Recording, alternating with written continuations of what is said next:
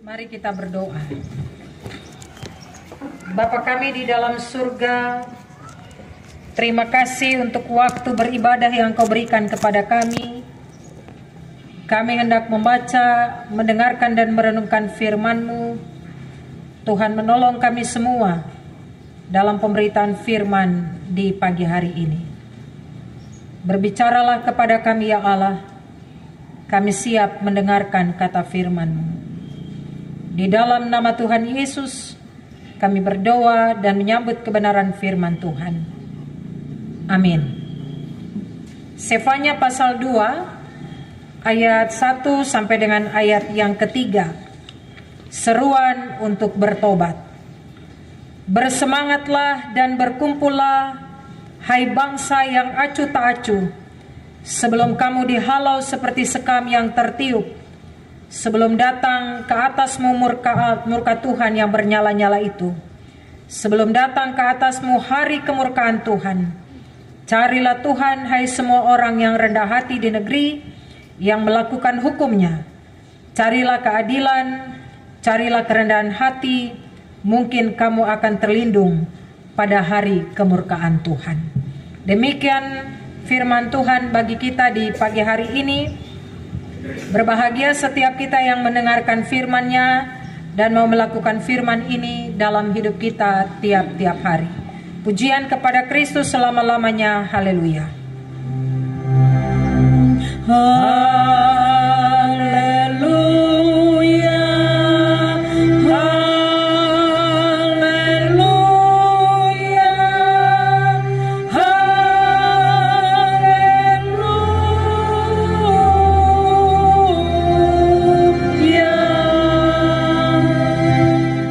Shalom. Selamat pagi Bapak Ibu Saudara dan anak-anak yang Tuhan Yesus kasihi.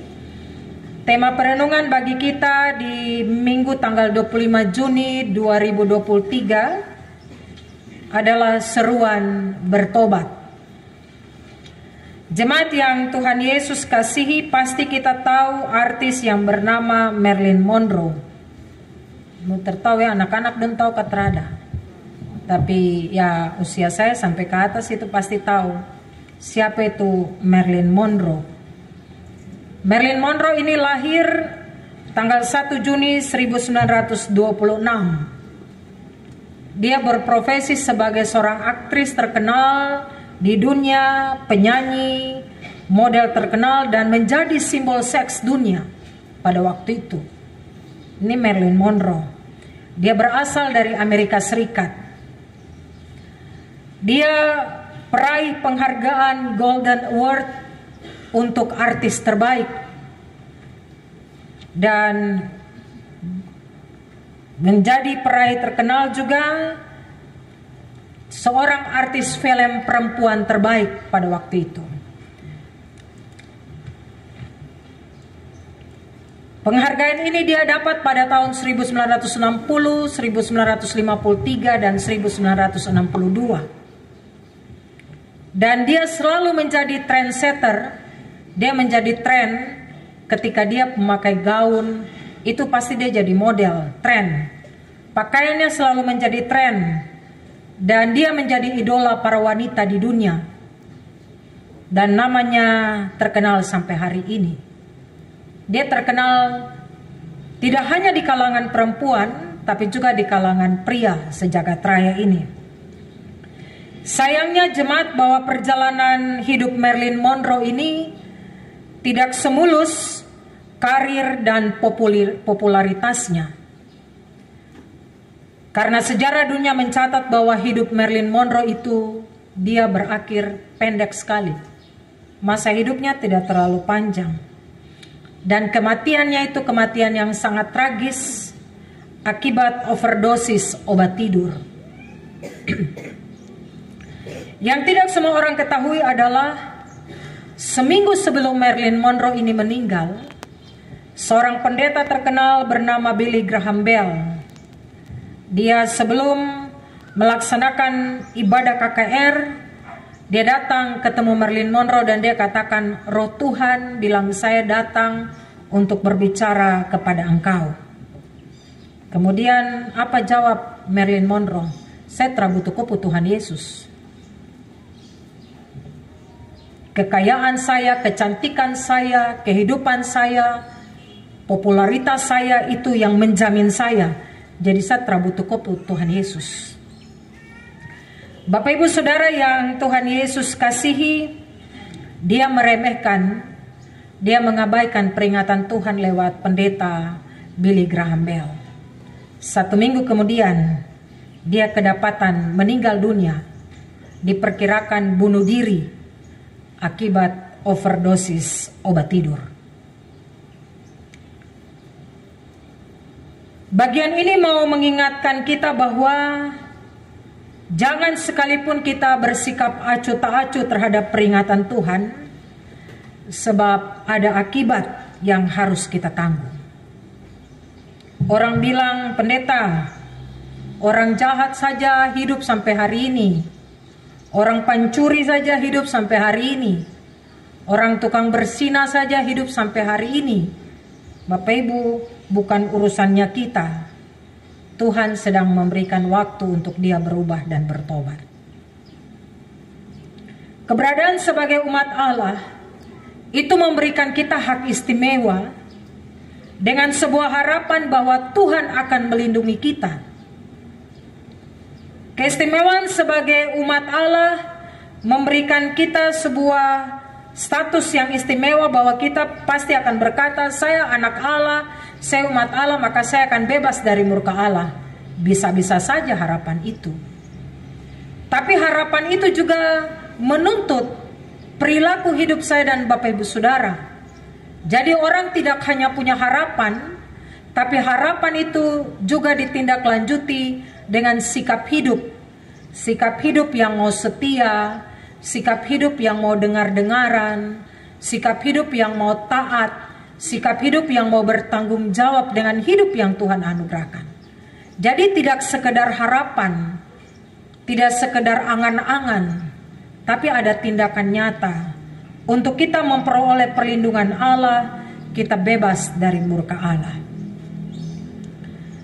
Jemaat yang Tuhan Yesus kasihi, ketika umat Allah tidak mau turut kehendak Allah, maka hari Tuhan bukan hari keselamatan, tapi hari murka Allah bagi mereka. Seruan untuk bertobat, sebagaimana dicatat dalam pembacaan kita Sefania pasal 2 ayat 1 sampai dengan ayat yang ke-13, menunjukkan kepada kita semua bahwa Israel sebagai umat pilihan Allah, mereka tidak lagi hidup dalam kesetiaan, mereka tidak lagi hidup dalam kepatuhan, mereka tidak lagi hidup dalam ketaatan, mereka tidak lagi hidup bertanggung jawab dengan hidup yang Tuhan anugerahkan sebagai umat pilihan Allah. Dan karena itu, hari Tuhan bagi mereka adalah kemurkaan Allah itu. Ada dua hal yang akan kita renungkan secara bersama di hari ini. Yang pertama ayat 1 dan ayat yang kedua berbicara tentang seruan pertobatan. Seruan ini berawal dan diawali dengan ajakan. Bapak Ibu lihat bersama-sama di ayat 1 dan ayat yang kedua. Bersemangatlah dan berkumpullah hai bangsa yang acuh tak acuh.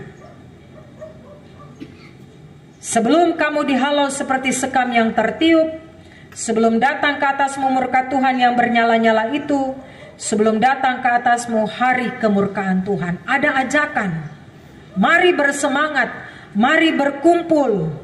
Sebelum kamu di bumi hanguskan, mari berkumpul untuk bertobat. Ini ajakan Sefania untuk bangsa Israel. Israel disebut bangsa yang acuh tak acuh, bangsa yang masa bodoh, bangsa yang tidak peduli dengan Tuhan dan hukumnya. Nah Bapak Ibu Saudara, sikap acuh tak acuh, sikap tidak peduli, sikap masa bodoh itu dosa. Jadi orang selalu lihat orang bikin dosa itu ketika terlihat nyata. Orang akan lihat orang bikin dosa itu ketika dia pencuri. Itu dosa. Ketika dia menyembah berhala itu dosa. Ketika dia melakukan pembunuhan itu dosa. Ketika dia berzina itu dosa. Ketika dia meninggalkan Tuhan itu dosa. Ya, itu memang dosa. Tapi memulai melakukan kejahatan adalah sikap dimulai dengan acuh tak acuh, tidak peduli, masa bodoh. Artinya Tuhan tuh siapa kah? Saya bikin saja kok. Itu orang yang acuh tak acuh, orang yang tidak peduli, orang yang masa bodoh. Tuh hidup saya, siapa yang mau urus saya? Saya ngatur sapu hidup. Itu orang yang bodoh dan itu dosa, Bapak Ibu. Kejahatan diawali dengan sikap acuh tak acuh, masa bodoh, tidak peduli, dan tidak bertanggung jawab. Makanya Sefanya sampaikan betapa pentingnya untuk bangkit, betapa pentingnya meninggalkan hidup yang akan binasa. Karena hari Tuhan bagi bangsa yang acuh tak acuh terhadap Tuhan dan hukumnya akan tertimpa murka Allah yang dahsyat. Makanya Sefanya sampaikan, Israel diingatkan, mari bangkit sebelum kamu dihalau seperti sekam yang tertiup angin. Bapak Ibu, sekam itu tertiup angin hilang, terada sisa. Dia sebentar ada, Alkitab bilang toh, sebentar ada, sebentar ditiup angin, dia hilang, terada apa-apa lagi. Itu. Makanya Sefanya bilang, mari bertobat sebelum waktu Tuhan untuk Tuhan menyiapkan kamu orang. Sebelum datang ke atasmu murka Tuhan yang menyala-nyala itu. Sefanya bilang, mari bersemangat berkumpul untuk melakukan pertobatan itu. Sebelum murka Allah di atasmu. Sebelum murka Tuhan itu menyala-nyala atasmu. Dan Sefanya sampaikan itu kepada bangsa Israel. Tegar tengkuk, kepala batu, acuh tak acuh, tidak peduli, tidak taat, tidak bertanggung jawab. Sefanya mau sampaikan bahwa tidak boleh terlambat untuk bertobat sebelum murka Tuhan tiba. Karena hari kemurkaan itu pasti ada. Bapak Ibu ingat cerita tentang talenta. Orang yang terakhir itu Tuhan kasih hukum dia karena dia tidak bertanggung jawab. Dia masa bodoh. Dia acuh tak acuh, dia tidak mengembangkan talenta yang Tuhan kasih. Makanya Tuhan ambil, sudah, kau pergi sudah. Itu jemaat yang Tuhan Yesus kasihi. Kadangkala kita juga sama seperti itu. Ada banyak orang Kristen yang acuh tak acuh terhadap persekutuan. Karena kebutuhan ekonomi, akhirnya bilang, sapu, kebutuhan tuh lebih penting. Betul. Tuhan Yesus bilang, cari dahulu kebenaran Allah, maka semua akan ditambahkan kepadamu. Siapa yang bilang ekonomi itu tidak penting-penting? Tapi terus ton cari terus lupa Tuhan. Bagaimana? Ketika ada yang mau mengembangkan pelayanannya, ada orang bilang, kau bikin sendiri tuh. Kau yang tahu aja, kau bikin sendiri. Itu acuh tak acuh, masa bodoh. Kau bikin sendiri sudah. Mungkin contoh Pak Kor mau bikin pelayanan, jemaat bilang gini, sudah Pak Kor kau bikin sendiri sudah. Itu sikap acuh tak acuh, masa bodoh tidak peduli, dan itu dosa Bapak Ibu. Bukan saya yang bilang, ini Sefanya yang bilang, Alkitab yang bilang. Acuh tak acuh itu dosa. Ketika dalam kehidupan keluarga, orang tua bilang, sudah anak kau bikin kau mau sendiri sudah, kasih tinggal sudah. Acuh tak acuh dari orang tua itu dosa. Ketika anak-anak bilang, sudah saya ini kan anak sekarang toh, zaman sekarang jadi bapak dan mama tuh tertawa papa. Kita nih anak-anak milenial jadi bapak dan mama tertawa papa, nah tong bikin saja. Suka-suka kita, itu dosa. Karena acuh tak acuh dengan didikan orang tua. Nah ini Sefanya bilang untuk orang-orang Israel, mari bersemangat, berkumpul, bertobat. Supaya jangan kamu seperti sekam yang ditiupkan angin. Ada sebentar hilang, lenyap. Terada sisa. Nah jemaat yang Tuhan Yesus kasihi, apa isi seruan pertobatan itu? Kita perhatikan pada ayat yang ketiga. Carilah Tuhan, hai semua orang yang rendah hati di negeri. yang melakukan hukum-Nya. Carilah keadilan, carilah kerendahan hati, mungkin kamu akan terlindung pada hari kemurkaan Tuhan. Isi seruan pertobatan adalah bertobat itu Bapak Ibu Saudara bukan hanya sekedar meninggalkan kehidupan yang dimurkai Tuhan. Saya dulu pencuri, saya tinggalkan. Tidak hanya sampai di situ. Saya dulu melakukan persinahan, saya tinggalkan persinahan itu. Tidak hanya sampai di situ. Saya dulu mungkin tukang cerita-cerita orang, saya berhenti. Tidak sampai di situ. Dasar, esensi orang bertobat adalah dia mau mencari Tuhan, dia mau hidup dalam kerendahan hati. Itu dasar dari orang yang mau bertobat. Karena kadangkala sudah dulu jahat jadi langsung bilang gini, saya nih dulu nih, saya ini jahat ini, saya dulu tukang begini, tukang begitu, bangga, terbilang dulu saya seperti ini, tapi Tuhan pakai saya, ambil saya mau bertobat, saya mau tunduk di hadirat Tuhan, saya mau hidup dalam kerendahan hati, saya mau mencari Tuhan, supaya saya jadi berkat untuk orang lain, bukan topu dada terus bangga kejahatannya. Tidak begitu. Itu orang yang hanya berhenti dengan kejahatan. Nah, esensi dasar dari pertobatan adalah mencari Tuhan, hidup dalam kerendahan hati di hadapan Tuhan, serta mau melakukan hukum-hukum-Nya. Isi seruan dari pertobatan terdiri dari yang pertama, carilah Tuhan. Artinya, orang yang bertobat itu dia mengarahkan hati dan hidupnya hanya kepada Tuhan, tidak ke tempat lain. Karena Tuhan sudah jaga saya, kerinduannya hanya tertuju pada Tuhan. Kerinduannya yang mendalam kepada Tuhan, dia mau mengenal Tuhan, dia mau mencintai Tuhan Allah sebagai Tuhan pelindung dan perjanjiannya. Bapak Ibu dapat lihat dalam Yeremia 29 ayat 13. Kita baca Yeremia 29 ayat yang ke-13.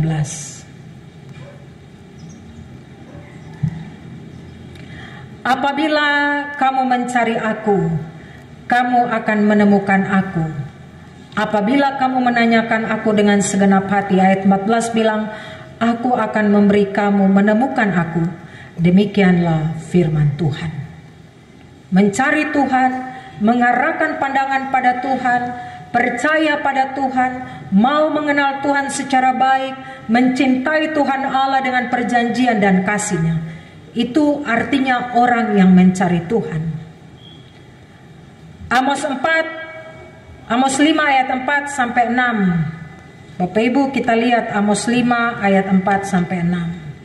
Sebab beginilah firman Tuhan kepada kaum Israel, carilah aku, maka kamu akan hidup.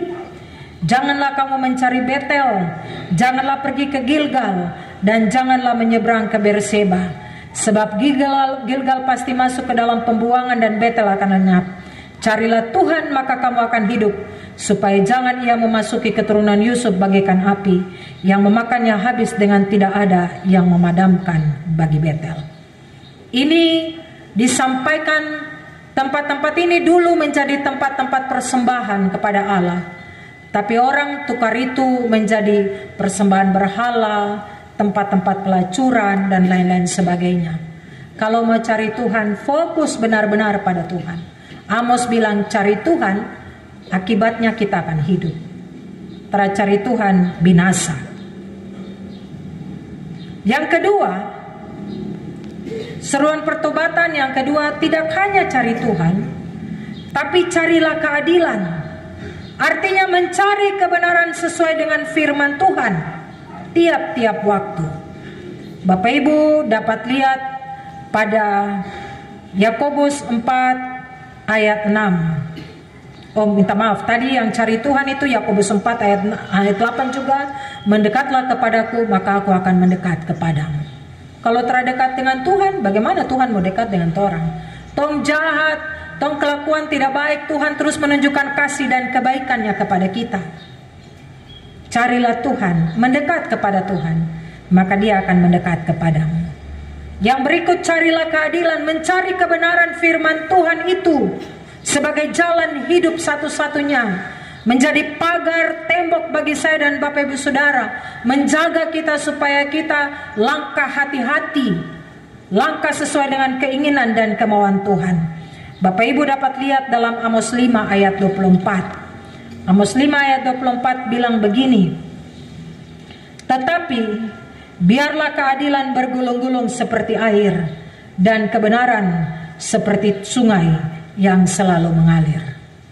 Artinya kebenaran Allah itu dia tetap, dia banyak, dia bergulung-gulung seperti air, dan kebenaran itu dia terus mengalir dalam kehidupan kita. Dia tidak pernah berhenti kebenaran itu.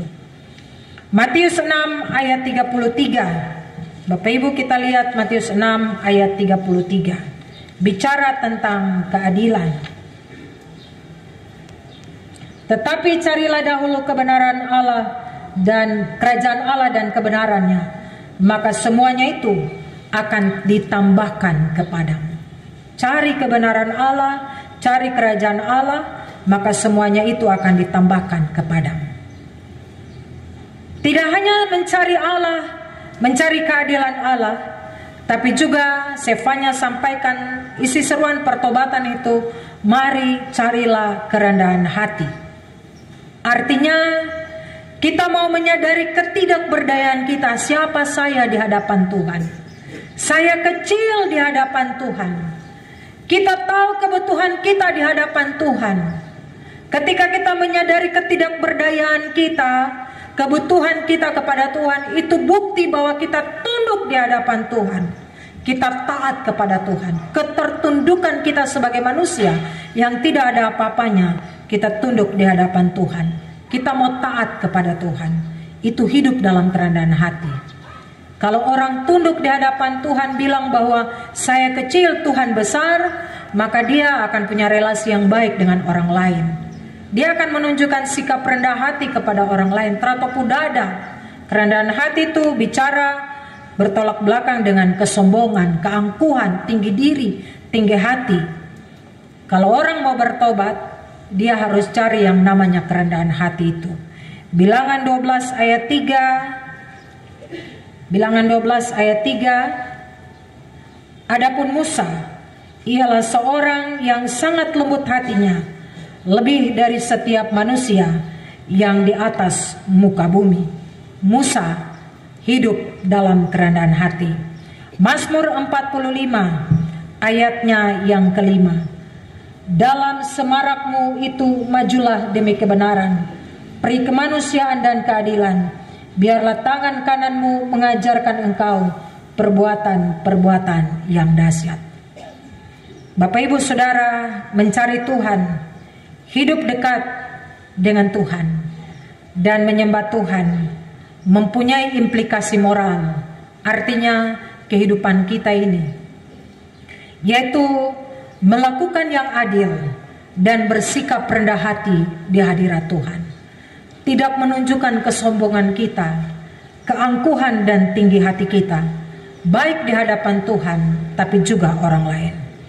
Jadi pertobatan tidak hanya mengenai hubungan dengan Tuhan, tetapi sekaligus menyentuh hubungan kita dengan orang lain. Ketika kita mencari Tuhan, tunduk dalam hadirat Tuhan, mencari kebenaran firman Tuhan, hidup dalam kerendahan hati, dia punya dampak ke orang lain. Orang tua akan mengasihi anak, anak akan mengasihi orang tua, tetangga bertetangga saling mengasihi, lingkungan di mana kita tinggal saling mengasihi satu dengan yang lain, di tengah-tengah persekutuan saling mengasihi satu dengan yang lain.